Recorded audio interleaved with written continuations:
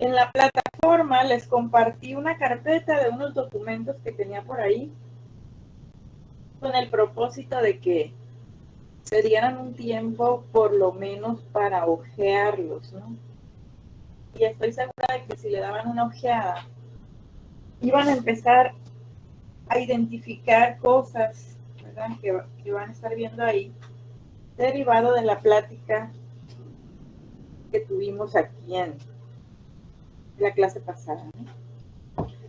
Bueno, entonces, partiendo de esa clase, partiendo de la diversidad de anatomías que hay en los aparatos reproductores, en los sistemas reproductores de los diferentes organismos acuáticos, ¿verdad? Esto está muy relacionado, ¿verdad?, con lo que se denomina como modos reproductivos. También ustedes van a escuchar el concepto de estrategia reproductiva, por ahí, ¿sí? Hay diferentes tipos de conceptos que finalmente derivan a la misma idea. Modos reproductivos, estrategias reproductivas, estilos reproductivos, ¿sí?, modos de reproducción, tipos de reproducción, ¿sí?, formas de reproducción. Todo esto deriva más o menos hacia la misma idea de un modelo de reproducción que se compone o que considera algunos o diferentes aspectos relevantes, ¿verdad?, del proceso reproductivo. ¿Y cuáles son estos procesos relevantes? Pues son precisamente esos procesos, ¿verdad?, que el autor, que cada autor, cada biólogo o naturalista en su tiempo define como relevante. Muchas veces no se trata de que sea el más relevante y que toda la comunidad científica esté de acuerdo con él, sino que a veces es el más relevante para cierto campo de aplicación, ¿sí? Y eso se sobreentiende, ¿verdad? Se sobreentiende entre la comunidad científica.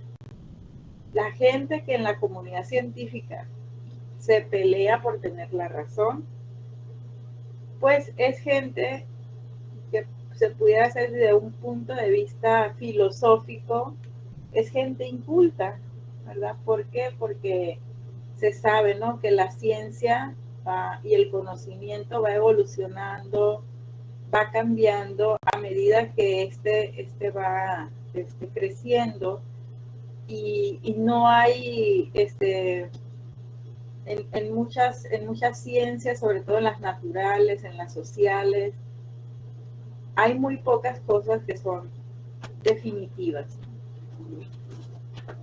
Entonces, en ese sentido, pues hay una diversidad de conceptos que, como les digo, derivan a la misma idea, aunque a veces consideren diferentes características, ¿verdad?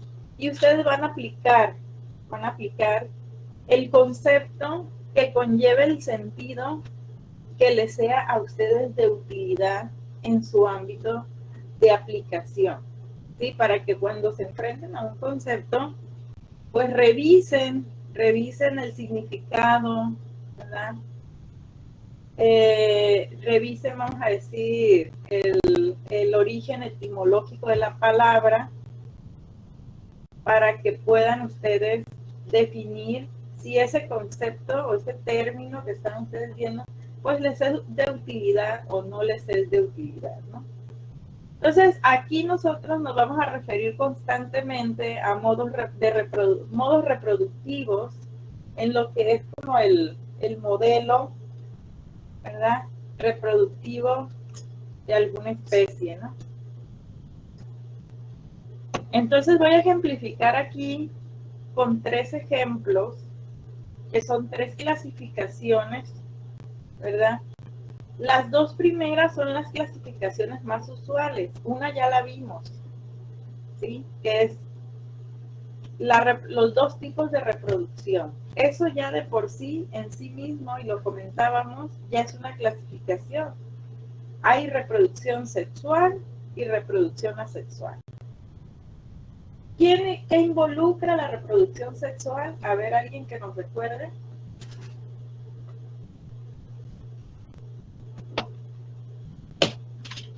¿Cómo dijo? ¿Qué involucra la reproducción sexual? La unión de dos sexos opuestos. ¿Me vuelve a repetir, por favor? Que no lo escuché.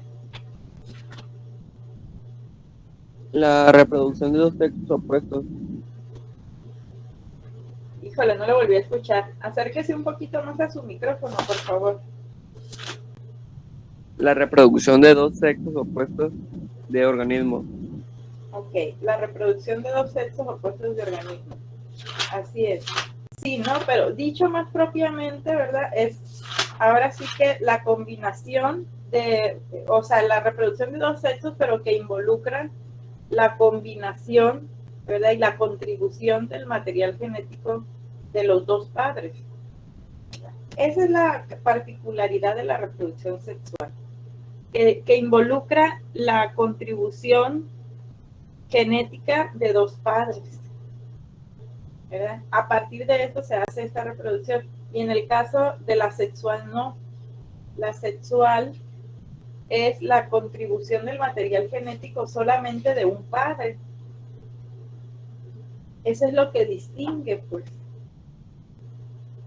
Y a partir de eso se hace esta, vamos a decir, clasificación, pequeña clasificación, pero que es primordial, fundamental y que nos es a nosotros de mucha utilidad. Si se fijan, estuvimos platicando cómo ustedes tan solo al describir este tipo de reproducción ya tenían ustedes ciertas consideraciones que hacer en su sistema de cultivo. ¿Sí? Entonces, en ciertas circunstancias pues hay que aplicar, ¿no? Esta clasificación. Y, por ejemplo, cuando platicábamos de los rotíferos, comentábamos que a lo mejor era conveniente reproducirlos de forma asexual, porque como veíamos también, una de las ventajas de la reproducción asexual era de que la población podía crecer más rápido, de que si teníamos un rotífero con unas características deseables, podríamos replicar esas características y evitar que con la combinación, ¿verdad? Se nos eliminaran esas características. Entonces, en esas circunstancias, fíjense que son muy prácticas para ustedes, tan solo definir, en el caso de los rotíferos, de qué manera voy a reproducirlos, pues ahí ya estoy aplicando esta clasificación, en la que yo voy a elegir por sus ventajas, ya sea si lo hago de forma sexual o lo hago de forma asexual. Y esto va a depender de, ahora sí, que la capacidad biológica de la especie. Platicábamos en el caso de los rotíferos, que hay rotíferos que pueden hacerlo de las dos formas, pero va a haber organismos, que son la mayoría, que es solo de una manera o de otra. Ahí sí no tenemos para dónde hacernos. Pero sí hay, creo que nos perdimos un segundo. ¿Me escuchan? Sí. Sí, profe, sí. Ok. El internet de repente falla y se queda como buscando señal. Ok. Maestra, yo me quedé con puros datos, Amanecí sin internet hoy. Dígame, perdón. Que hoy amanecí sin internet, ando con puros datos. Ah, No sé cuánto ok. me van a dar nada más. Órale. Pues yo padezco igual que ustedes, porque aquí donde vivo pues no hay megacable, no hay Infinitum. Entonces ando con un modem ahí que luego me reduce la velocidad y ando batallando, ya se imaginarán. Así es que los entiendo, muchachos. ánimo, ánimo. Bueno, y les decía, ¿no? Hay organismos que no vamos a tener para dónde hacernos. O sea, o lo vamos a tener que hacer de forma sexual o lo vamos a tener que hacer de forma asexual. No vamos a tener opción. Pero hay organismos que tienen las dos formas, ¿no? Como los rotíferos. Y que los rotíferos, bueno, algunas especies de rotíferos. Y que los rotíferos, pues, son de mucha utilidad en la acuacultura como alimento vivo, ¿no? Que les comentaba que descubrieron un rotífero, una especie con características muy deseables, que era muy, muy pequeño, ideal para alimento vivo en larvas, ¿verdad? Y que lo estaban, de hecho, patentando por ahí su uso en la escuela, ¿no? Ahí, si le preguntan al doctor Román, si les da clases, ahí les puede platicar la historia más a detalle, ¿no? Y esta es otra clasificación que nos enseñan en la primaria. ¿Sí? Esta es la que nos enseñan en la primaria. A ver, alguien que nos diga qué es ovíparos, ovovivíparos y vivíparos. O me puedo ir preguntando, también. ¿Nadie quiere platicar? Los ovíparos serían los animales que nacen de un huevo. Habla un poquito más fuerte, por favor, compañero. No sé si está fallando mi bocina. Jesús.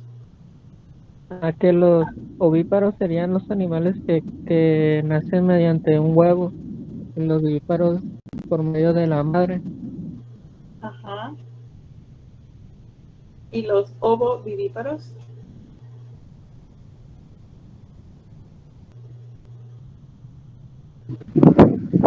Maestra, Sí, son dígame. son los embriones que se desarrollan en el huevo. Sí, dentro de la madre, ¿verdad? O sea, hay organismos que Sheila, mucho gusto, no había tenido el gusto de conocerla. También Jesús, ¿no? Bueno, pero Jesús creo que ya, así ya lo tenía anotado por aquí. Efectivamente, ¿no? Los ovovivíparos producen huevo, pero el huevo se queda adentro de la madre y ahí se desarrolla, ¿verdad? El ejemplo típico que nos ponían en la literatura, ¿cuál es? Eso nos lo decían en la primaria. No sé si se acuerdan. A ver, chicos, aquí estamos para echar el chisme, no crean que ese es el La gallina, ¿no? A ver, ¿quién dijo eso? Yo. A ver, Damián Atondo. Ándale, Damián, mucho gusto. Tampoco lo tenía por aquí anotado. ¿Qué animalito dijo, Damián? La gallina. La gallina. No, la gallina no. La gallina sería... Maestra, las rayas o mantarrayas, algo así. Los tiburones también, profe. Ándele, algunos condrictios, ¿no? Algunas Las serpientes también. ¿Las qué, perdón? Las serpientes como la anaconda. Fíjese que yo sé que las serpientes ponen huevos, pero no sé si hay ovovivíparas. No sé, la verdad. Ahí sí me declaro fuera de base.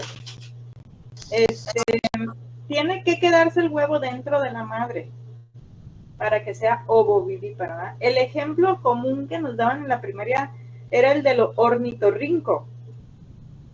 No sé si se acuerdan. Muy común el ejemplo del ornitorrinco. Pero nosotros en nuestros saberes, en nuestro ámbito tenemos, como bien lo comentaron por ahí, los condrictios, ¿no? Los tiburones, las rayas y las quimeras. Hay especies que son ovovivíparas, que producen el huevo, pero se queda dentro de la madre, ¿verdad?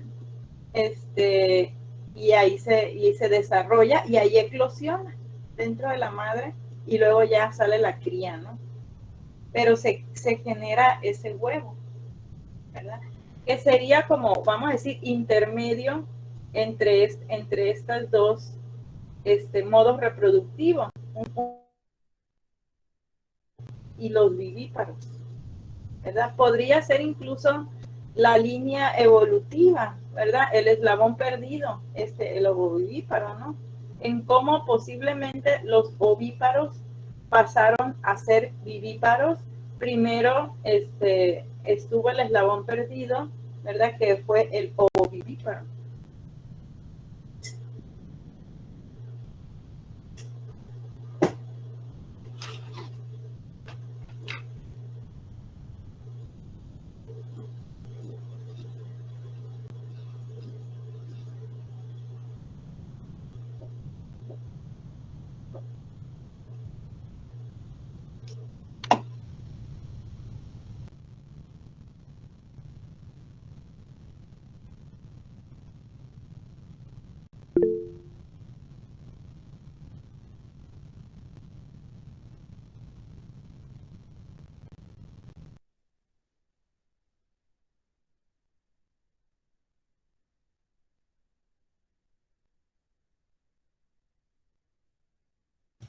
Vamos a esperar tantito a que regrese la doctora. Ahí está. Ya regresé. Sí, es que me está sacando el internet. Como les decía, está fallándome, ¿no? También aquí. Lo siento. Yo creo que es un a veces problema. piensan que no prendo la cámara porque no me peiné. Pues sí tienen razón, ¿no? Pero la realidad es que la mayoría de las veces es porque el internet me falla mucho, ¿no? Entonces espero esto no les sea muy incómodo a los compañeros alumnos. Miren, prendí la cámara y no me Maestra, veo. maestra, de hecho a todos nos está sacando. Sí, pues estamos Problema igual, de la entonces. plataforma. Son los rusos, entonces. Pues hay que entrar y salir, ni modo, no pasa nada. ¿Vale? Bueno, entonces vamos a continuar. Voy a apagar la cámara y pues ahí vamos a estar entrando. Rebeca, yo creo que no alcanzaste a leer a Ramón. Me preguntas si el caballito de mar entra en la clasificación. El caballito de mar entra en la clasificación, pues no, pues los caballitos de mar son ovíparos, ¿verdad? Tienen una especie los padres, los machos de marsupio, y entonces guardan ahí en el marsupio el huevo, ¿no? Pero ya después de que la madre lo saca, ¿no? Ya que la madre lo expulsa, se fertiliza y luego el padre incuba en el marsupio. Pero aún así se sigue considerando ovíparo, ¿verdad?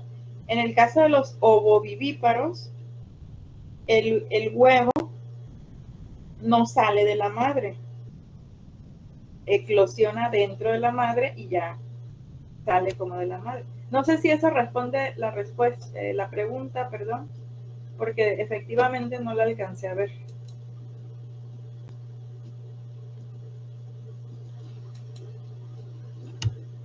Doctora, ¿sí es correcto? Pues esta respuesta sí, yo supongo que sí. Yo creo que Ramón no puede hablar, por eso escribe en el chat, ¿no? Ya habló, mira. Sí, maestra, gracias. Ramón Corona. Muy bien. Mucho gusto, Ramón. Tampoco teníamos el gusto de haberlo conocido por aquí. Hoy amanecieron con más ánimo de participar. Qué alegría. Me da muchísimo gusto. Como que los lunes no son tus días. Eso ayuda mucho, ¿eh? Nos encanta la gente que participa. Nos hace sentir que estamos haciendo las cosas más o menos bien.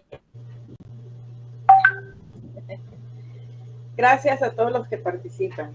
Bueno, entonces, en cierto momento pudiéramos aplicar y la aplicamos, ¿no? De hecho, yo creo que si preguntan los modos de reproducción o los tipos de reproducción a cualquier persona común, a sus hermanos, a su mamá, seguramente les va a mencionar alguna de estas palabras, ¿no? Porque esta es la clasificación, de hecho, que nos enseñan en la la primaria, ¿no? Y esta clasificación también se utiliza también en el ámbito profesional, ¿verdad? Las personas que se dedican a estudiar tiburones la utilizan mucho. ¿Por qué? Porque en los tiburones se presentan los 3 tipos de reproducción. ¿Sí?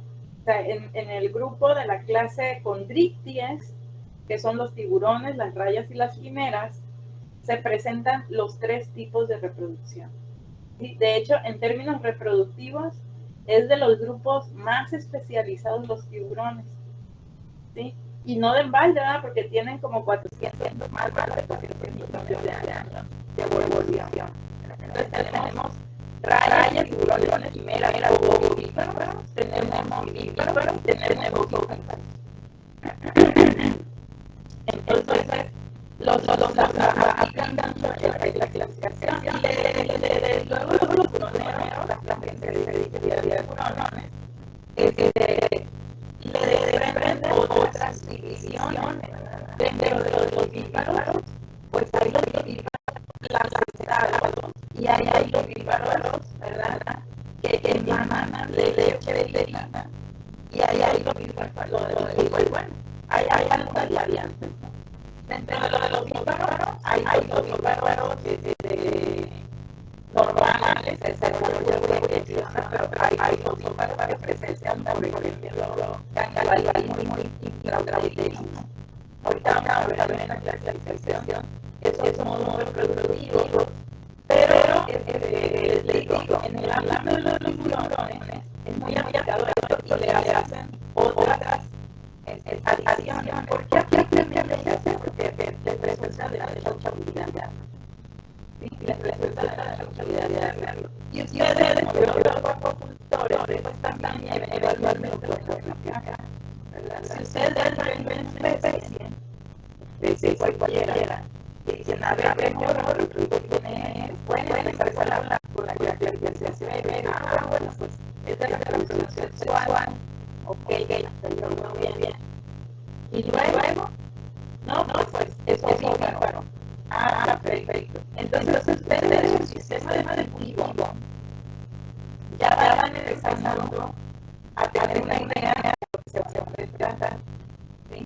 Van a empezar a tener una idea de que como tienen la reproducción sexual, entonces por una hembra. Tienen que probar cuál puede ser la reproducción sexual en su sistema de reproducción. Y luego, como son ovíparos, saben que van a tener que cargar huevos y van a tener que, vamos a decir, crear las funciones para poder criar huevos, mantener. Entonces, tan solo van a estar teniendo pues ya les llaman mantenimiento con funciones de cultivo. Entonces, eso es muy útil. Esta clasificación a partir de la moverla y aplicarla como lo estoy diciendo, ¿no? Tomar nota, se paga ovíparo y lo que viene. Entonces, yo les diría que hay varias clasificaciones y no podemos decir esta correcta.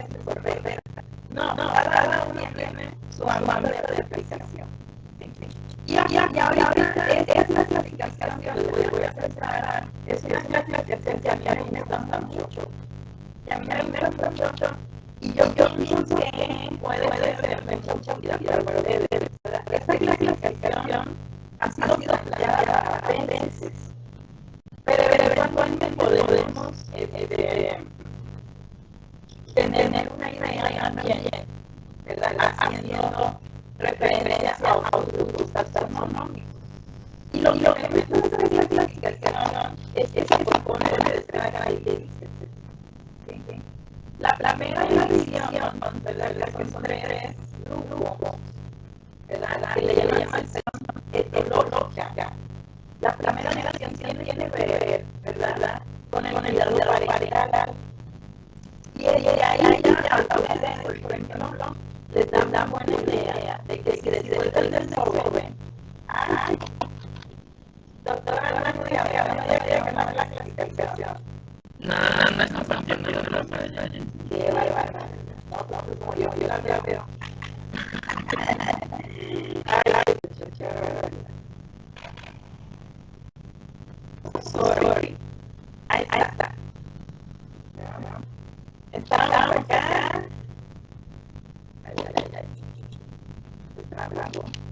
Estábamos acá, ¿verdad? En la reproductivo y luego y luego vamos a la clasificación, que esa clasificación se le dio para meses, pero podemos meter una idea para los resultados astronómicos y que a mí me parece mucha idea que puede servir mucho a ustedes. Entonces, les digo, la primera división son sobre tres grandes grupos, ¿verdad? Que tienen que ver con las operaciones entre tres grupos aquí, que llaman la sección ecológica, ¿verdad? La ecología es la rama de la biología que estudia el comportamiento. Entonces, la cuestión, la característica de la vida tiene que ver con el comportamiento, con el comportamiento de la reproducción. Por eso se llama esta sección ecológica. ¿Sí? Y entonces, aquí en los dolores, este dolor que se llama bálalo, estas dolores eran, entonces, no sabía la verdad. Pero allá en Alemania, que estuvo estudiando con un alemán, ¿verdad? Él está en un capítulo de la que se llama Sanamos, y ellos empezaron a trabajar en la clasificación. Primero con el sello de Walsen, y luego Avalon se viene a Canadá y empieza a trabajar con el sello de Avalon y allá se manipula la clasificación. Dice Avalon que todavía le falta agregar más, ¿verdad? Que hay más cosas a considerar, hay más cosas a agregar más para calificar, pero bueno, ya no se lleva un gran avance, ¿verdad? Un avance que somos 36 reproductivos, que nos dan una idea de dónde está parado las especies. Entonces la primera sección que es ecológica nos divide entre los proteones, ¿verdad? Que son esos organismos que no miran las líneas, ¿sí? Los padres naturalizados que tienen la línea y la línea más agua o el largo. Y ya no se hace lo que más de la línea. Ya la línea se genera, eclosiona, se alimenta y sobrevive. Ahí solita. Y los larvas de dígame, La tortuga, la tortuga, pues no, la tortuga gana ahí. La tortuga gana del segundo grupo, ¿verdad? Que sería los proteones. ¿Por qué? Porque la tortuga se han seguido, ¿verdad? O como un buen delito, y eso ya le da un comportamiento de protección. Aunque no hay ahí, pero de alguna manera le da ese comportamiento de protección. Mientras, sí, perdón, yo mal, discúlpeme, me engañé. Sí, tranquilo, pero es que en el grupo de los transportadores, perdón, no, pues siempre tranquilo. Ay, no,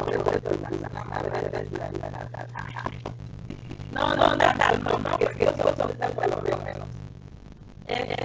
Bueno, entonces esos son los padres que van, dejan a sus hijos, ya sea o ya sea juntos, como bien nos hizo hacer la clase de compañero feliz. Y se van. ¿Sí? Y luego están los proteones. Los proteones son los que quedan ahí, ¿verdad? Los que se quedan allá, ahí se quedan por el lado del hijo. ¿verdad? Entonces, En el caso que tiene que ser dos madres, puede ser uno. puede En el caso de patrón, como el bebé, ¿no? exactamente. Y los bebés entran dentro del grupo de los nadadores. Porque hacen Bien. bastante nítido. Entonces, esos son los padres que se quedan, aunque como bien comentó el compañero, Jonathan, no necesariamente son los papás. Puede ser que un papá o una mamá, ¿verdad? Y luego viene el pueblo de los jugadores. Los dos jugadores ya son esos organismos que ya saben que tienen una adaptación para el incluso en su cuerpo por guardar huevos. ¿Sí? Esta ecuación puede ser de una puede ser bien o en una calidad, o puede ser en la boca, puede ser hay algunos bebés que tienen edades o por las cosas que tienen en la parte del abdomen, hay por ejemplo, es necesario dentro de los jugadores. Estoy mencionando otras personas, igual me dice la cultura, aunque sabemos que hay situaciones que se van a veces. Pero, como les digo, la podemos ampliar a otros grupos, no pasa nada. Sí, podemos hacer referencia y nos va a dar una idea de lo que estamos intentando. Para eso es una explicación, para hacer una vida. Sí. Entonces, tenemos en cuenta que estos grandes grupos, no tenedores, los jugadores, los que se van, los que quedan y los que además dominan el cuerpo. Y luego tenemos cada una de esas se divide en nosotros, se hace otra división que le llaman grupo ecológico, ¿verdad? El grupo ecológico tiene que ver, vamos a decir, ya la cuestión de qué hace uso. ¿Sí? O sea, en el ambiente de qué está haciendo uso para arreglar la plastiquía, ¿verdad? Entonces, aquí pues hay dos divisiones por cada una de las cajas iniciales, ¿verdad? Entonces hay el grupo ecológico de que nada los dos crecer, los dejan crecer en la línea, y luego los de los pulsan, donde las estructuras que llegan a la playa y hacen sonido, ¿verdad? Y ahí ponen fuego, los dos se cierran y se va la mamá. ¿Sí? Y luego tenemos los dos territorios, luego tenemos los dos hilantes de huevos. Son por lo menos de lo que lo ponen, puede ser que pongan siempre algo, pero ahí se quedan. No tienen comportamiento de hacer sentido. Simplemente con cualquier superficie, ahí ponen huevos, ¿sí? Y se quedan ahí. Y luego tenemos los ganadores, que son esos organismos que ya tienen el comportamiento de hacer algún nido, y que ya modifican su entorno para desde posteriormente ponerle después, poner a la artillería, y se quedan ahí. Y luego de los jugadores tenemos los jugadores externos y los externos. Los externos que traen externamente sus crías, puede ser en la boca, puede ser la piel, puede ser en la garganta, puede ser algo más frío como en el caso de la mayoría. Son jugadores. Y están los jugadores externos, que son los que ya vienen, ¿verdad? Que ya vienen armados con un número. Y dentro del número de la madre es donde se lleva a cabo el desarrollo. Y cada uno de estos grupos se divide en tratando de grupo. Y esa división tiene que ver con las crías, ¿verdad? Cómo se desarrollan las crías y muchas divisiones, incluso son el desarrollo de las crías. O a la alimentación de las crías también. O sea, el tipo de desarrollo de que si eran crías, lo que le llaman ontogenia directa o indirecta, si presentaban larva o no presentaban larva, si presentaban alevín o no presentaban alevín, ¿sí? Si desarrollaban directamente a juveniles. Ese tipo de cosas de repente en alguna de las divisiones hace referencia el autor. O por otra parte, de qué se alimentan también las crías. ¿Se alimentan? ¿No se alimentan? Todo depende del vitelo. Se alimentan de sus hermanos. Se alimentan de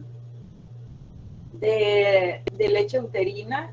O sea, ¿de qué se alimentan? Entonces, tomó varias características relacionadas a las crías que tienen que ver con dónde están, qué comen, cómo se desarrollan, y entonces armó toda esta clasificación, ¿verdad? Que derivó en 36 gremios diferentes. Entonces, cada uno de estos gremios, pues nos da referencia a un modo de reproducción diferente. ¿Sí? Entonces, si ustedes una especie la logran ubicar, por ejemplo, aquí en los pelagóficos, no protectores, dispersadores pelagófilos, entonces ustedes ya van a tener una idea de cómo va a ser su sistema de reproducción. ¿Sí? Simplemente van a necesitar un estanque donde saben que los peces van a aventar óvulos y espermatozoides.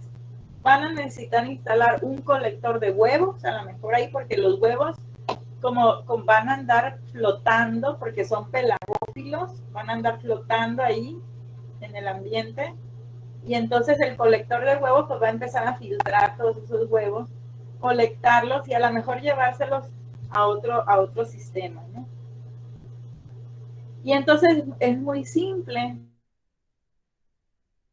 ¿verdad? En ese modo de reproducción ya tienen una idea. Por eso les digo que esta clasificación es muy útil para ustedes. Ya tienen una idea más o menos de qué necesitan los padres y qué necesitan los hijos. Mientras que si ustedes, su especie, ¿verdad?, es un anidador, vamos a decir fitófilos, que son los anidadores en piedra. Entonces, si este fitófilo es obligado, vamos a decir que el pez requiera tener las piedras para poder desovar, ustedes en el estanque entonces le tienen que meter piedras, ¿sí? Y tienen que hacer toda la maniobra de desinfectar las piedras, de meter el tipo de piedra que le guste al pez o al bicho que van a reproducir, y le tienen que meter las piedras, ¿verdad? Y como son protectores, fíjense, saben que el pez además se va a querer quedar ahí. Entonces, tienen que ver ustedes ahí, probar, ¿verdad?, qué tanto sobreviven estando el padre y qué tantos sobreviven no estando el padre. Porque ustedes pudieran incluso, si la presencia del padre es necesaria, porque a lo mejor el padre está constantemente oxigenando el nido, entonces ustedes pudieran, vamos a decir, poner algún sistema donde ustedes estén de manera artificial oxigenando el nido, así como lo hace el padre. Entonces ustedes tendrían que probar si dejan al padre o hacen un sistema artificial para eso. Pero van a tener que probar qué tanto sobreviven con una cosa o con la otra, ¿sí? Pero aquí ya les está diciendo ustedes, si ustedes posicionan a un pez aquí, ya saben cuál es la necesidad que tienen ustedes, que ya tienen una idea de la necesidad que tienen esos peces o esos organismos. ¿Sí? Y entonces, en ese sentido, esta clasificación pues es muy útil para más o menos darnos cuenta cuáles son los requerimientos, ¿verdad? Para poder llevarse a cabo la reproducción. ¿Sí? Entonces, vamos a revisar más o menos uno por uno de manera para terminar más o menos a las 9. ¿Hasta qué horas tenemos clase? Ahora, hasta las 10. A las 9. Hasta las 9, compañera. Muy bien, entonces no me apuro, ¿verdad? Bueno, porque si es larga esta presentación, pero lo vamos a hacer rapidito. Les voy a compartir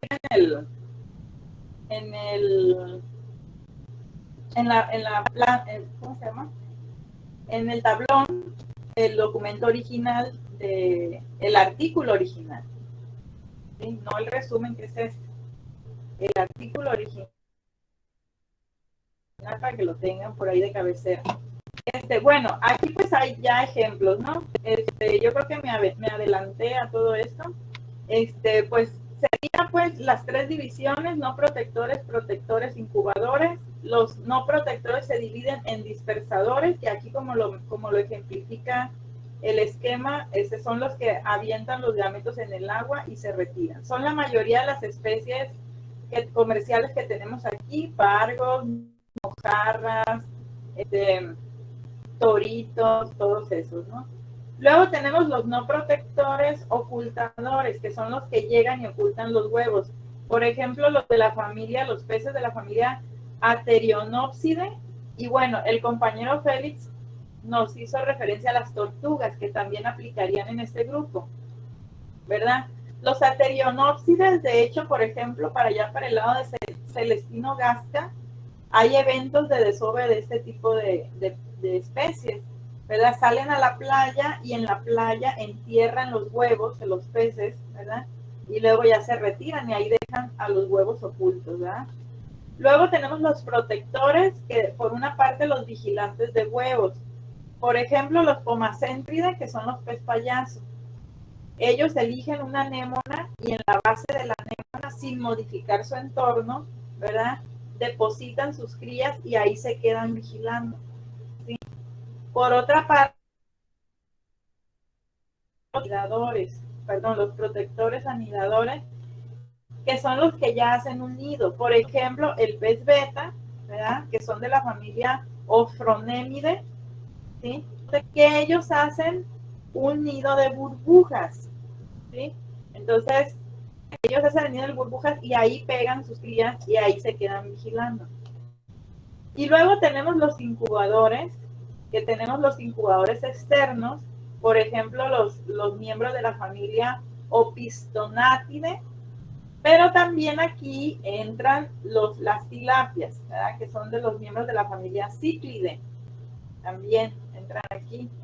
Y también los del orden Siluriformes, que son los chihuiles, los bagres y todos estos, también entran aquí. Y luego tenemos los incubadores internos, ¿verdad?, que ahí, por ejemplo, aplicarían, por ejemplo, los Carcharínidae, que son tiburones, es una familia de los tiburones, ¿verdad?, del tiburón blanco, Carcharodon carcharias, ahí es de esa familia y son incubadores internos, ¿verdad? Y tenemos otras especies también. Entonces, aquí nos aplicarían las langostas, las jaivas, ¿sí? También por hacer referencia a otros grupos taxonómicos. Y entonces, dentro de los no protectores tenemos los pelagófilos, que les digo, estos son los más desnaturalizados. Estos avientan al mar, ¿verdad?, y ya no quieren saber de las crías. ¿Sí? Aquí también entraría el camarón blanco, por ejemplo, no protector, ¿verdad? Avientan sus crías el camarón blanco y ya se retiran, ¿verdad? Y las crías se tiran a la deriva larvaria. Y esto ha sido una ventaja para el cultivo de camarón. ¿Por qué? Porque las crías se desarrollan en el agua. Entonces puedo apartar a los papás camarones de los hijos crías y tratar a las crías de forma independiente. Tiene ventajas esto, ¿no? Entonces, aquí va a haber muchas especies que pudieran ser de potencial de cultivo. Los botetes, que Sphaeroides annulatus, que se ha cultivado mucho en el CIAD, el pargo lunarejo, que ya se cultiva en el CIAD, el robalo, que ya se está cultivando en el CIAD, ¿verdad? Y como les decía, pues el camarón blanco entran dentro de estas especies, ¿verdad? Tiene sus ventajas el hecho de que puedas apartar a los papás. ¿Por qué? Porque puedes cuidar más la calidad del cultivo de las crías, ¿sí? Por una parte, ¿no? Entonces, luego tenemos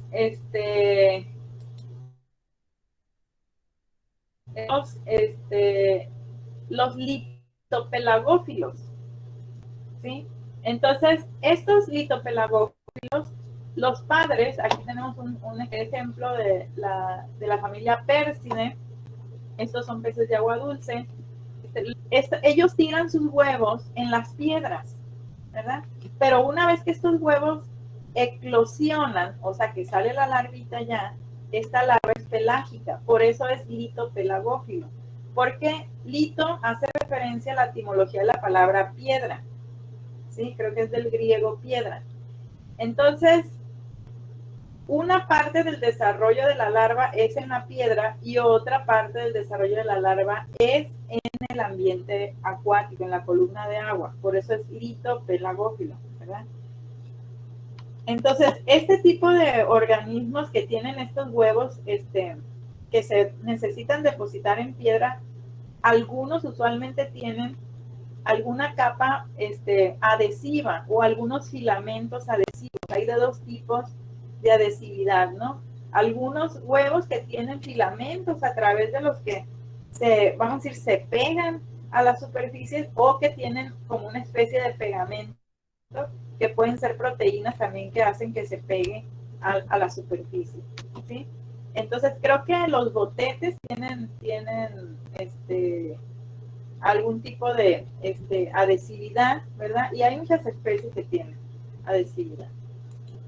Y luego, fíjense, en esto de aquí, pues ustedes saben, pues cuando desova este bicho, pues tienen que tener ustedes una superficie donde captar esos huevos para que pasen esa primera etapa del desarrollo, ¿no? Y luego tenemos los litófilos, que ya son donde las larvas ya se van a desarrollar, bueno, las crías se van a desarrollar sobre las piedras, ¿sí? Aquí tenemos un ejemplo, ¿verdad? De esta especie, que es una carpa, es una de las familias de las carpas, de los Cyprinidae, ¿verdad? Rhinitis caractae. Entonces, aquí, pues, sobre las piedras se ponen los huevos. Si se fijan, los huevos son como del color de la piedra. Esa es una característica muy común, ¿verdad? Que el huevo sea del color del sustrato, ¿verdad? Y eso les da cierta protección. ¿Por qué? Porque así como nos cuesta trabajo a nosotros verlo, les cuesta también trabajo a los depredadores. Entonces les da mayor oportunidad de supervivencia a las crías, ¿sí? Entonces ahí se desarrollan los huevos, y las larvas también están ahí en la piedra desarrollándose, ¿no? Entonces son litófilos, ¿verdad? Lito de piedra, filos, afinidad a la piedra, ¿sí? Y larvas bentónicas, ¿sí?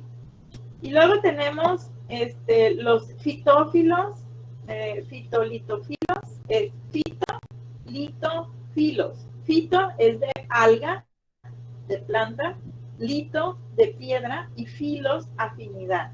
Y estos son no obligados, quiere decir que pueden o no, ¿verdad? Que aunque no haya piedras, aunque no haya algas, ellos pudieran igualmente desovar. Esto es bien importante para la acuacultura, ¿verdad?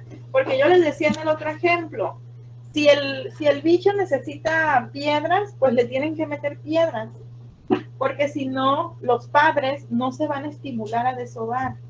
Pero hay el caso de los que son no obligados.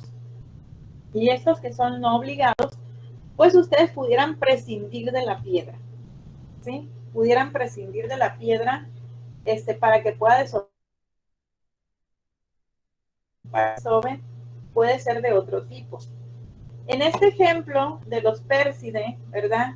Si se fijan, todo esto blanco es la fresa, pero está inmersa en una matriz gelatinosa, que esa matriz gelatinosa pueden ser agua y proteínas, ¿sí? Eso es lo que hace que se mantenga junta la fresa, ¿sí? Y entonces puede haber o puede no haber piedras y ellos igualmente van a aventar la fresa sobre lo que haya, ¿sí? Entonces, fíjense cómo esto nos va dando mucha información. Y luego tenemos los fitófilos obligados. Estos peces fitófilos obligados necesitan que ustedes le pongan algas al sistema, ¿sí? ¿Por qué? Porque es obligado. No va a desovar el ciprínido, esta carpa, que es Cyprinus carpio, si ustedes no le ponen las algas, ¿sí? Bueno, si ustedes me dicen, no, maestra, pues le pongo una inyección de hormona coriónica humana y lo hago desovar, pues sí, si le avientas un estímulo hormonal, lo vas a obligar a desovar.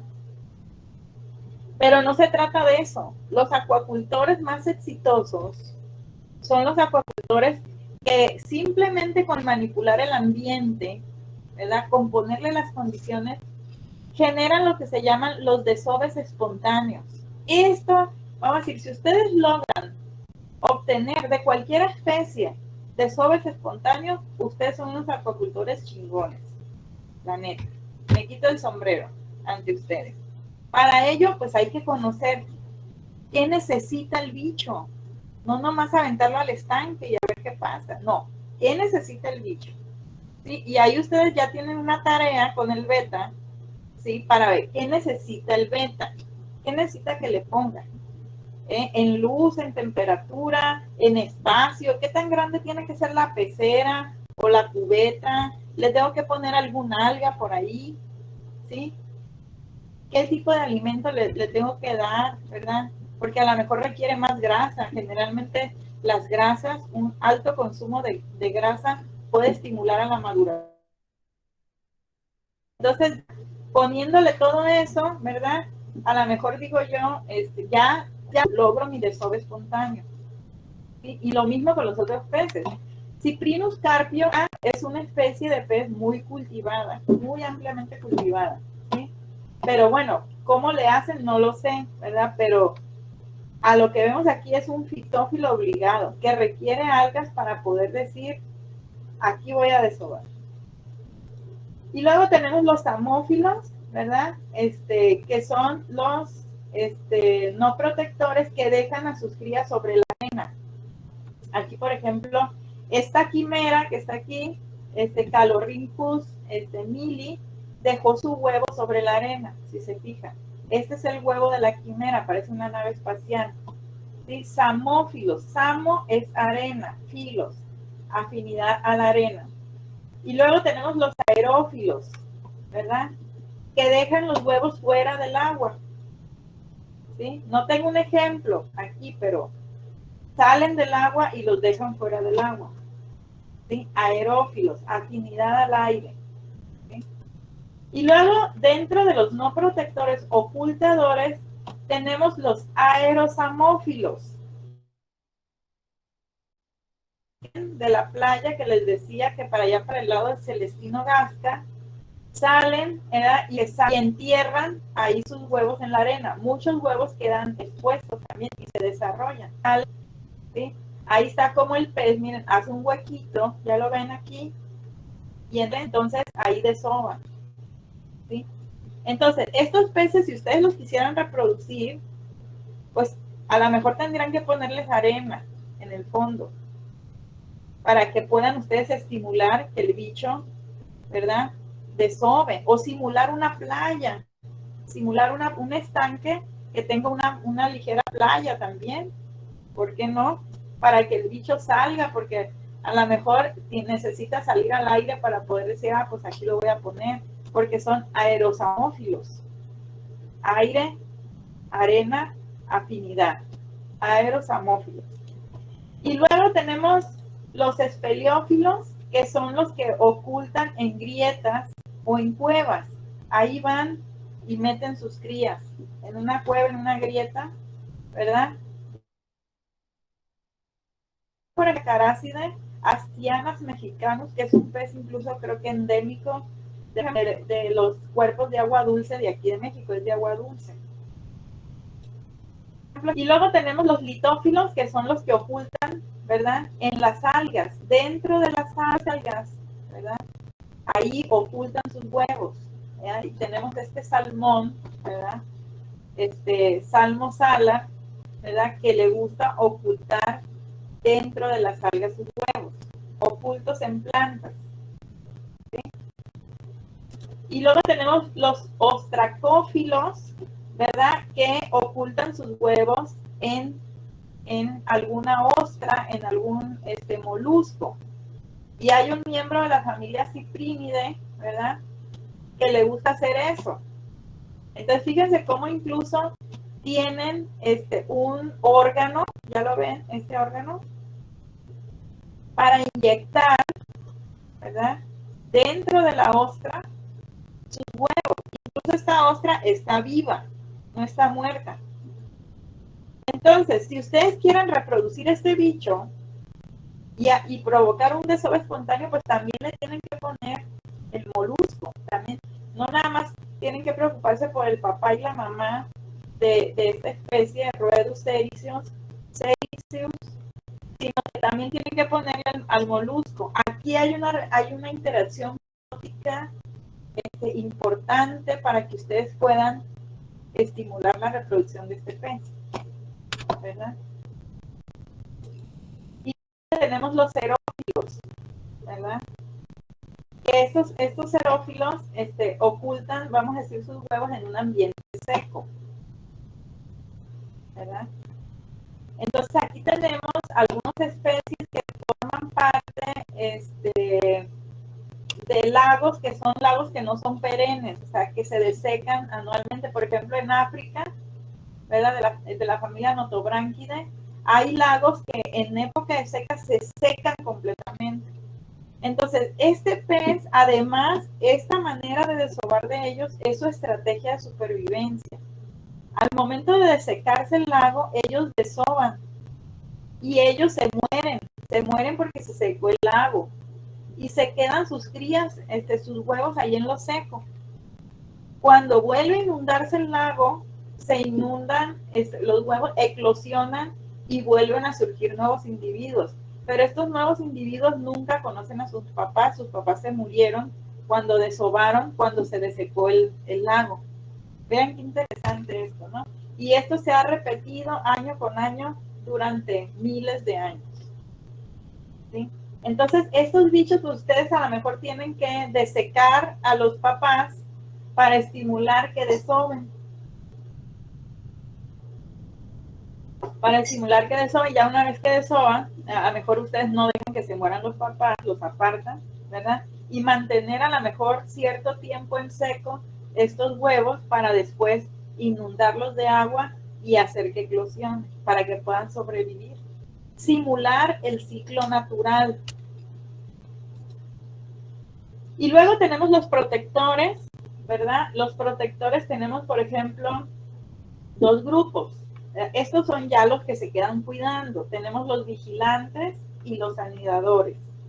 Dentro de los vigilantes tenemos los pelagófilos, o sea, hay bichos que, vamos a decir, dispersan sus crías en el agua, ¿verdad? Pero ahí se quedan cuidándolos, no se van, o sea, no son tan desnaturalizados como los no protectores, ¿verdad? Entonces, esto es muy común, pues no es tan común en el inmenso mar, es más común en lagos de agua dulce quietos, que no hay mucho movimiento. Y ahí las presas, pues se quedan flotando sin moverse mucho a ningún lugar. Y ahí se queda el papá, los padres cuidando. Están flotando sus hijos ahí, sus huevos. No tengo una imagen real, por eso en algún momento puse esta simulación de imagen, ¿no? Entonces hay una familia, ¿no? Anabantidae, y esta especie, Anabas testudineus, que tienen este comportamiento, ¿verdad? Liberan sus huevos en el agua, pero ahí se quedan cuidándolo. Y luego tenemos los aerófilos, ¿verdad? Entonces, estos aerófilos ponen sus huevos, ¿verdad? Bajo objetos flotantes, ¿verdad? Entonces, estos, el padre también se queda cuidándolo ahí, y bueno, en este caso de esta especie, que es Copeina arnoldi, chapotea los huevos, ¿verdad? Para mantenerlos aireados y oxigenados, ¿no?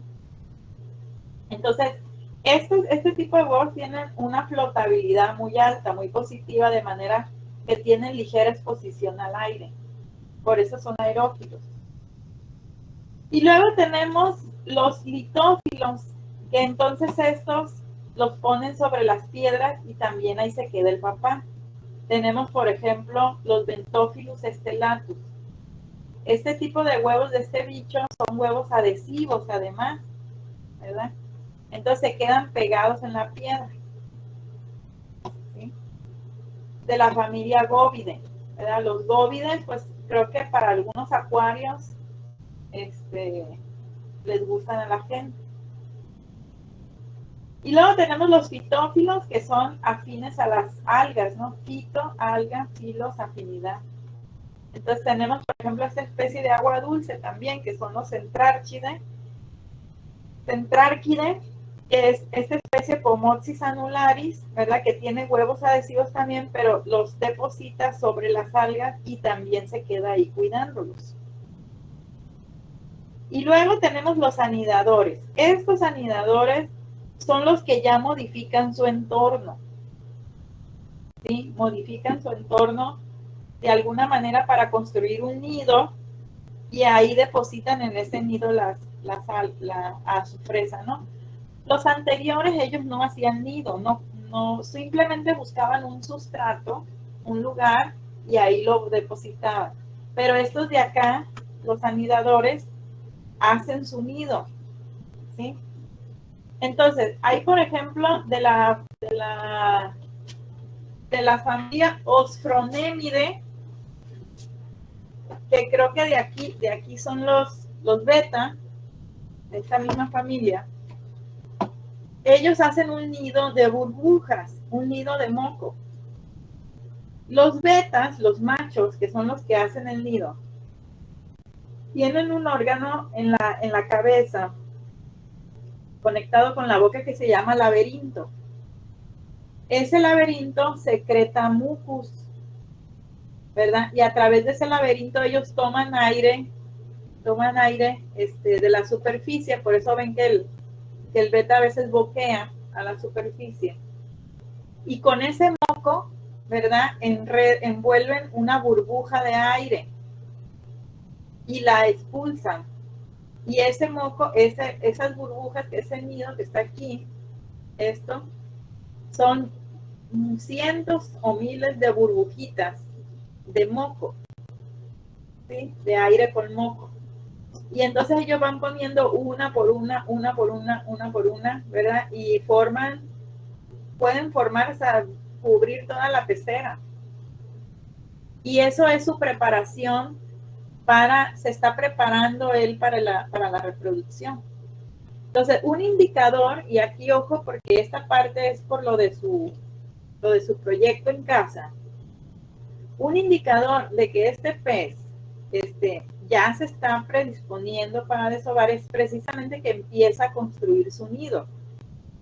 Entonces ya, cuando ustedes ven un nido más o menos de un tamaño, pueden ser unos 10 centímetros de diámetro, más o menos, ya es un nido sustancial.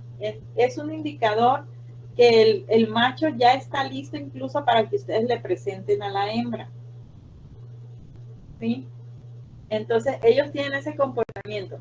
Si el macho no tiene ese comportamiento, entonces ni lo intenten, ni le pongan a la hembra, sí, porque lo único que van a provocar es que el macho la golpee, porque tienen ese comportamiento territorial, ¿verdad? Que no les gusta que nadie se meta a su territorio y empiezan a pelear, entonces pueden matar a la hembra.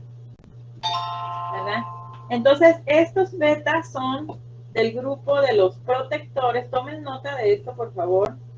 Son del grupo de los protectores, anidadores del gremio de los afrófilos, que son los que hacen nidos de burbuja.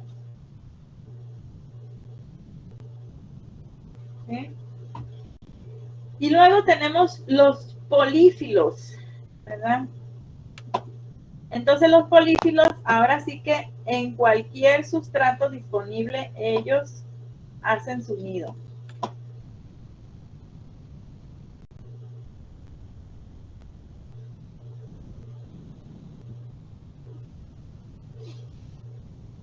Ups, como que me quiso sacar otra vez, lo siento. Los polífilos, poli es de varios, poli es de múltiple, múltiple afinidad, polífilos. Entonces, ellos con cualquier tipo de cosa hacen su nido, con cualquier tipo de sustrato hacen su nido, ¿no? Estos pues son de la familia Cíclide, ¿verdad? Hay una especie, por ejemplo, un polífilo, esta especie, no lo puedo pronunciar, Symphysodon discus. Aquí, por ejemplo, esta especie tiene huevos adhesivos. La adhesividad de los huevos pues evita que se los lleve la corriente.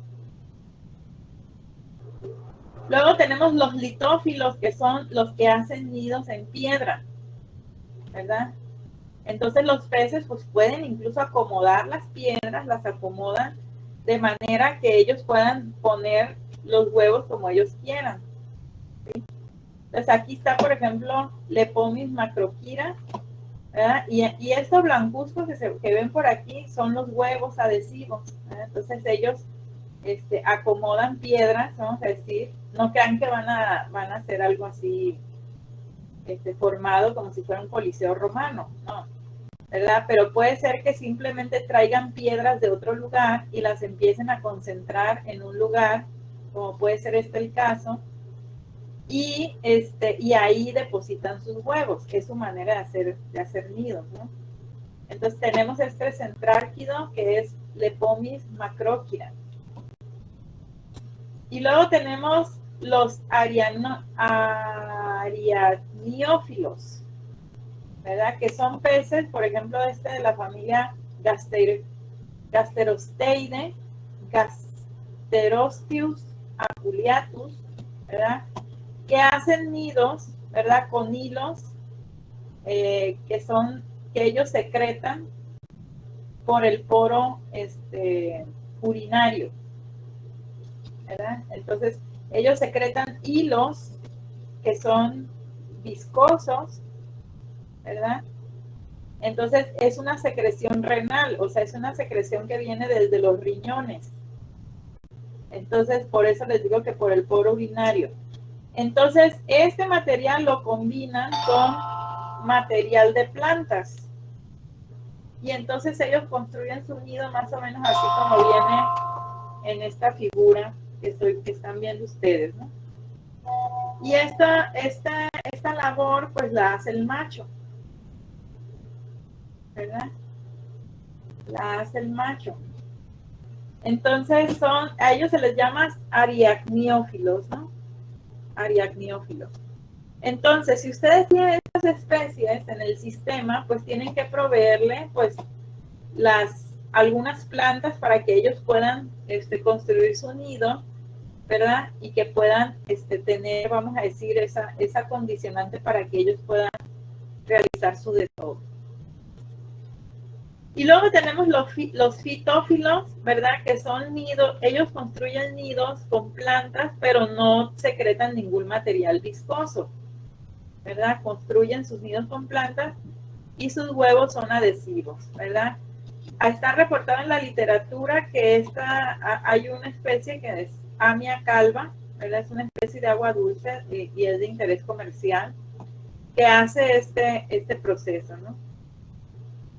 Luego tenemos los amófilos que hacen los nidos en la arena, ¿verdad? Igual acomodan la arena de una manera que les sea adecuada para sus huevos y ahí depositan sus huevos. Hay un ciprínido que es Abotia ribularis, que es un pez de acuario que tiene este comportamiento. Y luego están los espeleósilos, que ellos hacen su nido en un hoyo.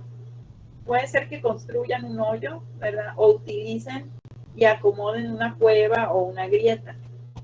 Está un ciprínido que es Pimephales notatus, ¿no? Y luego tenemos los actiniariófilos, ¿no? Que hacen los huevos, los nidos en la base de una anémona, pero modifican la base de la anémona, ¿sí? Acomodan de alguna manera. Por ejemplo, este pomacéntrido que es Amphiprion ayardi, ¿sí? Entonces, a estos peces, pues hay que proveerles esta condicionante. También hay como una simbiosis, ¿no? Hay una relación interespecífica aquí entre el payaso y la anémona. Entonces, para que ustedes puedan reproducir el payaso, pues posiblemente le tengan que poner una anémona y posiblemente de cierta especie, porque a veces las relaciones, este tipo de relaciones interespecíficas son a nivel específico. Y entonces ustedes tienen que crear las condiciones también para la anémona, ¿sí? Y luego vienen los incubadores. Los incubadores. ¿Alguna pregunta hasta aquí, muchachos? Yo me agarro platicando y me emociono. No, profe, queda todo claro. Muy bien, entonces continuamos. Bueno, los incubadores son el último grupo de esta clasificación, ¿verdad? Y aquí pues tenemos varios grupos. Tenemos los externos y los internos. Vamos a empezar por los externos. Aquí en los externos tenemos los temporales, ¿no? Entonces, aquí, por ejemplo, ¿verdad? Entra esto que es los guppies. Creo que estos son los guppies. De la familia Adriagnitidae Oricias latipes. Es la especie, ¿no? Entonces, estas especies, ¿verdad? Cuando la hembra deposita los huevos, bueno, cuando la hembra expulsa los huevos, se le quedan colgados. Se le quedan colgados del poro genital. ¿Sí? Aquí se alcanzan a ver los huevos colgados, ¿verdad? Y entonces esto se le queda colgado durante un tiempo. No se le quedan colgados todo el desarrollo. Después de eso se les desprenden y se depositan sobre plantas, ¿verdad? Similar al comportamiento de los no guardianes fitófilos, ¿sí? Entonces quiere decir que ustedes van a tener que dejar a la hembra mantener los huevos cierto tiempo, y una vez que la hembra los deposite sobre las plantas, ustedes pueden retirar a la hembra. Retirar y ya hacerse cargo de los huevos. ¿Sí? ¿Por qué? Porque la hembra tiene ese comportamiento, es no guardiana una vez que suelta los huevos, ¿no? Pero es temporalmente incubadora. ¿Sí? Y luego tenemos los auxiliares, ¿verdad? Tenemos una especie de la familia Adriagnitidae, ¿verdad? Entonces, aquí tenemos una especie de la Xenopoecilius, ¿verdad? Ophorus, también es de la misma familia, y esta especie tiene una adaptación morfológica. Aquí vamos a decir las aletas pectorales, sí, bueno, las aletas pélvicas están fusionadas incluso.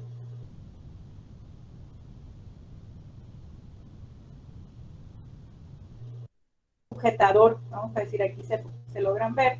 Y luego en el vientre tienen una oquedad, aquí la pueden ver, y ahí es donde mantienen los huevos. ¿Sí? Entonces ahí lo mantienen hasta que eclosionan. Entonces, ¿verdad? Auxiliares porque tienen pues no sé por qué se la llama auxiliares, la verdad no me acuerdo. Pero bueno, supongo que porque a lo mejor tienen algún tipo de adaptación que les auxilia, ¿no? Como las alergias. Y luego tenemos los orales, sin alimentación de las larvas. Aquí, por ejemplo, tenemos este apogónide, que es Apogon impervis, ¿verdad? Aquí puede ser, por ejemplo, uno o ambos sexos, puede ser el papá o la mamá. Y las larvas no se alimentan hasta que se desprenden de los papás. Y ya que las larvas se salen del papá, entonces ya se empiezan a alimentar, ya no vuelven con el papá o con la mamá. Y luego tenemos los orales con alimentación larval, que es, por ejemplo, aquí esta especie de cíclide, pariente de las tilapias, de la misma familia, que es Cipotilapia frontosa, ¿verdad? Y aquí con alimentación larval, ¿sí? Entonces, aquí las larvas se alimentan, puede ser incluso que salgan y entren del padre, ¿verdad? Y se alimentan incluso cuando poseen vitelo, ¿sí? Entonces aquí, fíjense, esta especie, si ustedes la quisieran cultivar, pues tienen que dejar la mamá y tienen que proveer de alimento a las larvas, aun cuando la larva todavía está con la mamá. En el caso anterior, no. En el caso anterior, ustedes, mientras las crías estén con la mamá, ustedes no le dan alimento, ¿sí? Hasta que ya se desprenden de la mamá, entonces ya les dan alimento. Pero aquí, aun cuando estén con la mamá, ustedes tienen que estar listos porque tienen que empezar a proveer alimento. En el momento que las larvas empiezan a tener un comportamiento de salir de con la mamá y de empezar a como que a buscar alimento, pues ya tienen ustedes que aventarles los rotíferos o lo que le vayan a dar. Y luego tenemos los que incuban en una cámara branquial, que tenemos esta especie de la familia Ambiopside, Ambiopsis hesperia, que es una especie que habita en cueva. Es una especie totalmente albina, ¿sí? Sí, estamos igual todos, compañeros. Estamos, también a mí cada rato me deja esperando. Pues hay que aguantar, ya nos queda poquito. Ya nos faltan 7 grupos nomás. De 36, entonces ya nos queda nada, ¿no? Pero este pez, fíjense, este pez no tiene ojos y es totalmente albino. Es un pez que habita en cuevas, ¿verdad? Creo que aquí en México había algunos peces de estas especies que eran endémicos de aquí de México, ¿verdad? Este es el tipo de especies que por efecto de la selección natural, pues en las cuevas no necesitan ver y no necesitan que los vean, ¿no? Entonces han perdido pigmentación y han perdido hasta los ojos, ¿sí? Entonces, evolutivamente, es parte de los argumentos que hay en cuanto a que las condiciones del ambiente de las cuevas han forzado esta pérdida. Y es parte también del fundamento de esta película de ciencia ficción. ¿Ustedes vieron la película del descenso?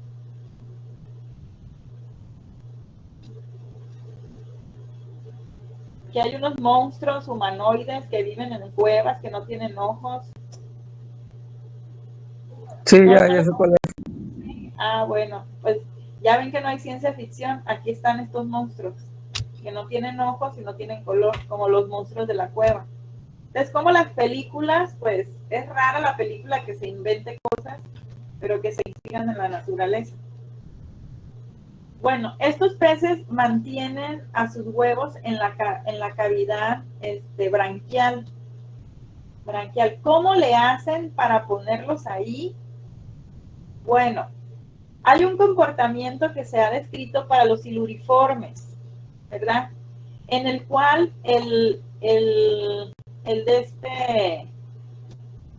puede ser que desove, vamos a decir que una hembra desove directamente sobre la boca del pez y el macho fertilice directamente sobre la boca del pez. Ese es un comportamiento descrito para algunos siluriformes. O puede ser que lo hagan o sea, que liberen en el agua y luego el pez vaya colectando con la boca y de esa manera llegan ahí a la cavidad branquial. Y ahí se incuban hasta que eclosionan. ¿Cuál es el caso de Ambliopsis hesperia? Pues no lo sé, pero hay esos dos tipos de estrategias, ¿no? Y luego tenemos los que tienen un saco o un marsupio, que aquí entrarían los caballitos de mar, por ejemplo, pero también entrarían los loricaridae, ¿no? Que son parientes también de los pez diablo, que tenemos aquí problemas. Entonces ellos incuban en un marsupio, que aquí lo ven, aquí está el marsupio en la boca. Los caballitos de mar, los machos. Los caballitos de mar tienen el marsupio como en el abdomen, ¿verdad? En la parte ventral, ahí tienen el marsupio. En este caso, aquí está el marsupio. Y ahí mantienen sus huevos. El pez diablo no sé si tenga marsupio, pero esta especie es parecida al pez diablo, creo que es de la misma familia. Entonces, no sé si tenga marsupio, pero ese puede ser una característica por la cual pues ha sido tan exitoso el pez diablo, ¿no? Porque pues al proteger a sus crías, esto le da un mayor éxito. Una ventaja de la incubación es que la supervivencia de las crías es como del 90%. O sea, es muy alta la supervivencia, ¿verdad? Cuando los padres incuban, es muy alta la supervivencia. La desventaja es que es baja la fecundidad. O sea, los incubadores tienen menos crías, ¿sí? Que puede ser de 1 a decenas de crías. Mientras que los que son protectores y no protectores, que son los que ya vimos ahorita, pueden tener de cientos a millones de crías. Pero la supervivencia en las especies que son no protectoras, ¿verdad? Puede reducirse muchísimo, ¿verdad? Se dice, por ejemplo, que en las especies no protectoras, al momento de la eclosión, de que la larvita sale del huevo, sobrevive nada más el 10%. Si quiere decir que si el pargo, vamos a decir, puso 1,000,000 de huevos, van a sobrevivir, a la eclosión van a sobrevivir 100,000. Entonces ustedes, si desovó un pargo 1,000,000, le van a quedar a ustedes 100,000 huevos nada más viables en el estanque. ¿Sí? Entonces, vamos a decir las ventajas y desventajas, ¿no? Los protectores, los protectores y no protectores pueden tener muchísimas crías, pero las supervivencias al momento de la eclosión reducen sustancialmente. Mientras que los incubadores pueden tener menos crías, pero puede ser que sobrevivan el 90 o el 100%, ¿verdad? A la fase inicial, que es el desarrollo embrionario. ¿Sí? Es por eso también que puede ser que los pez diablos sean tan exitosos, pues porque incuban las crías, las protegen, tienen alta supervivencia de cría, y pues como nadie se los come, porque también son muy duros de caparazón y eso, pues la población crece de manera muy eficiente, ¿no? Y luego ya pasamos al tema de los incubadores internos, ¿sí? Ya los que internamente incuban. Aquí, por ejemplo, tenemos este ejemplo es muy interesante porque es de la familia Ribulidae, es Ribulus marmoratus. Esta especie, ¿verdad? Doctora Nurens, esta especie es el que se autofertiliza, ¿verdad? ¿Ya? Bueno, sí, esta especie es una especie partenogenética, se podría decir, que tiene autofertilización, ¿verdad? Creo que esta especie, incluso si no produce espermatozoides, creo que el espermatozoide nada más sirve para activar el huevo, ¿verdad? Es un hermafrodita simultáneo y creo que nada más el esperma sirve para afectar. Pero y bueno, esta especie ha sido objeto de estudios genéticos muy importantes. ¿Por qué? Porque a pesar de que vamos a decir, tiene este tipo de reproducción partenogenética, pues no ha reducido su variabilidad genética. ¿Sí? Entonces, a pesar de que se puede autofertilizar, ¿verdad? De que vamos a decir, ocurre una endogamia, vamos a decir, pues no reduce su variabilidad genética, que la endogamia es una de las causas, ¿no? Por las cuales se produce variabilidad genética. Entonces, anoten esta especie, es muy interesante. Es un hermafrodita simultáneo. Y entonces, en cuanto a la clasificación, ellos mantienen, incuban, hay una fertilización interna, ¿verdad? Ya sea autofertilización, ¿verdad? Y mantienen sus huevos al interior hasta la eclosión, ¿verdad? Y entonces posteriormente los emiten. Entonces, sería como una especie de ovovivíparo, ¿sí? Porque mantienen sus huevos adentro, eclosionan y luego ya salen las crías, ¿sí? Los embriones pudieran alimentarse o no, fíjense, dentro de la hembra. Esto es facultativo. Eso ya va a depender de la cantidad de vitelo que lleven los embriones. Y ahí viene una cuestión muy importante, ¿verdad? En cuanto a la nutrición de los padres. Si ustedes mantienen a los padres bien nutridos, van a llevar más vitelo y de mejor calidad. Eso van a asegurar el desarrollo y posiblemente puedan reducir los fenómenos de canibalismo que ocurren en muchas especies. ¿Sí?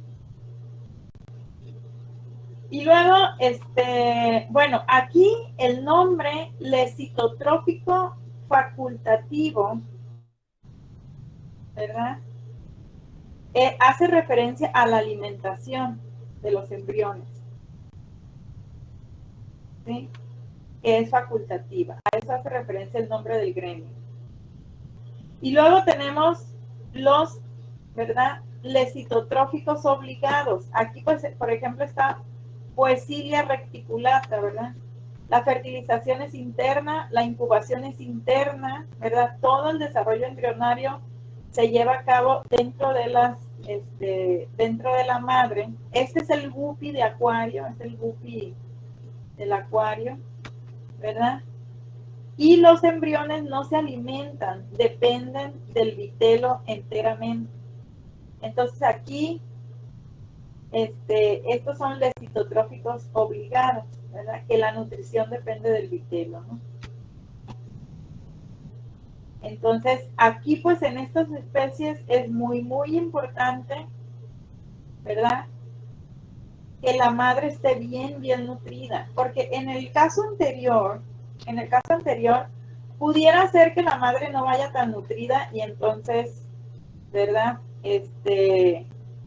Los embriones pudieran alimentarse para completar su desarrollo, porque es facultativo el desarrollo a partir del vitelo.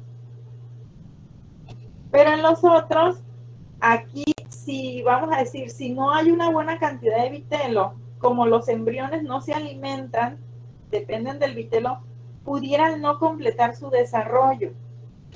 Y entonces, al no completar su desarrollo, morir por falta de nutrientes para desarrollarse.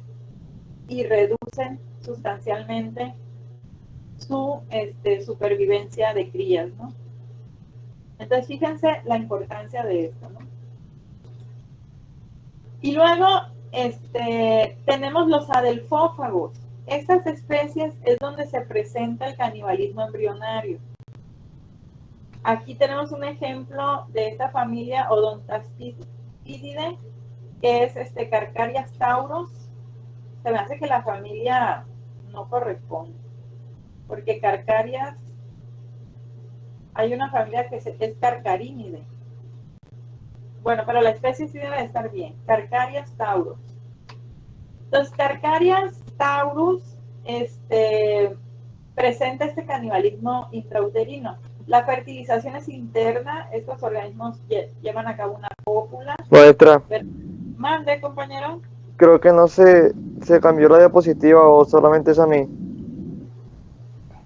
Híjole, a ver, estoy con un tiburón.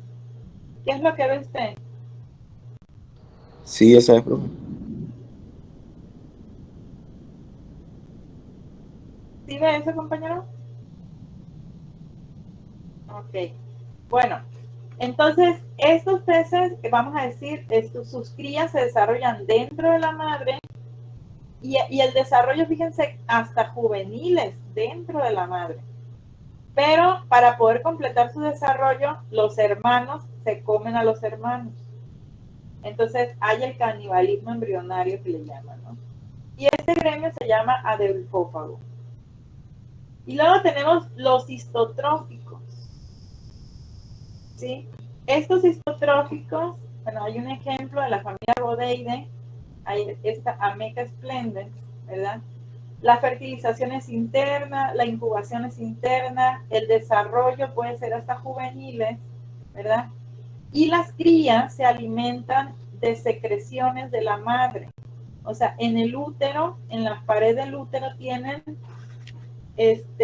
glándulas especiales que secretan lo que en algunas especies le llaman leche uterina, pero no es leche, no es una sustancia nutritiva.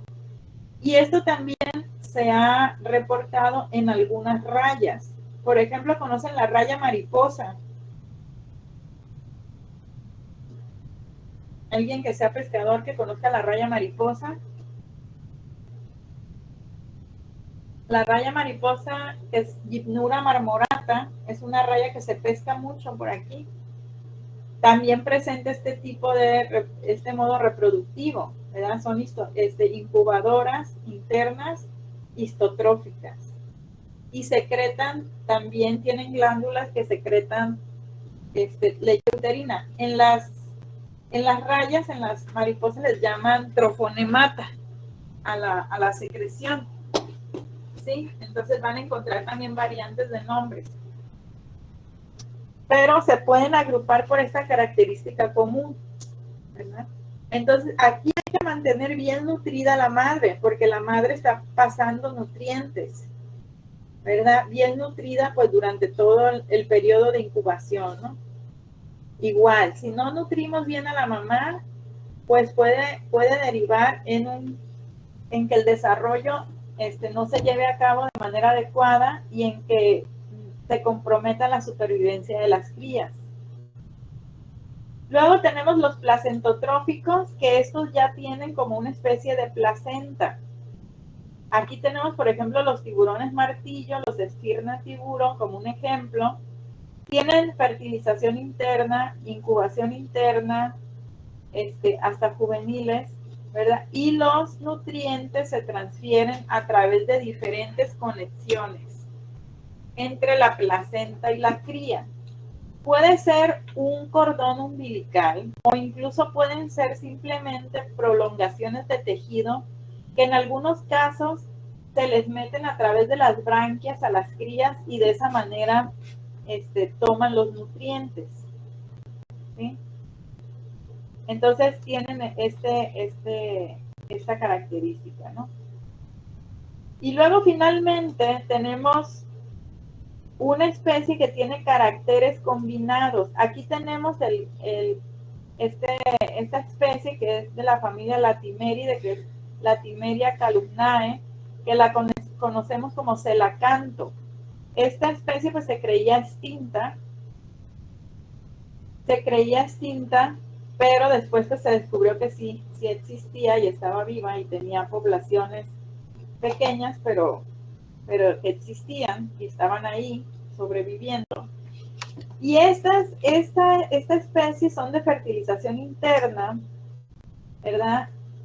Incuban hasta juveniles, hasta muy avanzado. Tal vez por eso todavía siguen viviendo, porque como les digo, la incubación interna asegura mucho la supervivencia de las crías. Entonces, entre mayor grado de desarrollo tenga la cría cuando va al medio externo, más posibilidades tiene de sobrevivir. Tal vez por eso este celacanto pues ha sobrevivido, ¿verdad? Pues hasta el presente, ¿no? Entonces aquí las crías se alimentan, fíjense. Las crías obtienen de la madre alimento a través del vivero, a través de la ingesta de los desechos de los hermanos, a través de secreciones de la madre, o sea, leche uterina también. Y también tienen una placenta, ¿verdad? Que al tener contacto con algunas superficies de las crías pueden tener un alimento. Entonces, aquí podemos comprender un poco por qué del éxito hasta el presente, por qué ha sobrevivido esta especie. ¿Sí? Porque han sobrevivido hasta el presente, ¿verdad? Y pues yo un poquito veo aquí a través de su modo reproductivo que le ha asegurado la supervivencia de sus crías. Entonces, ¿alguna pregunta, chicos? ¿Alguna inquietud, alguna opinión? No, profe.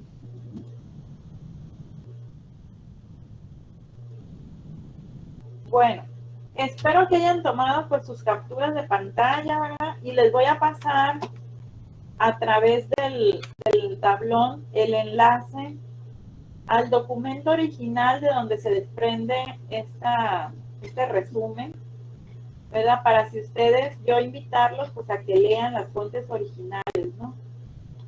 Invitarlos a que lean las fuentes originales y pues que la clase sirva pues para guiarlos, ¿no? Más que nada, ¿no?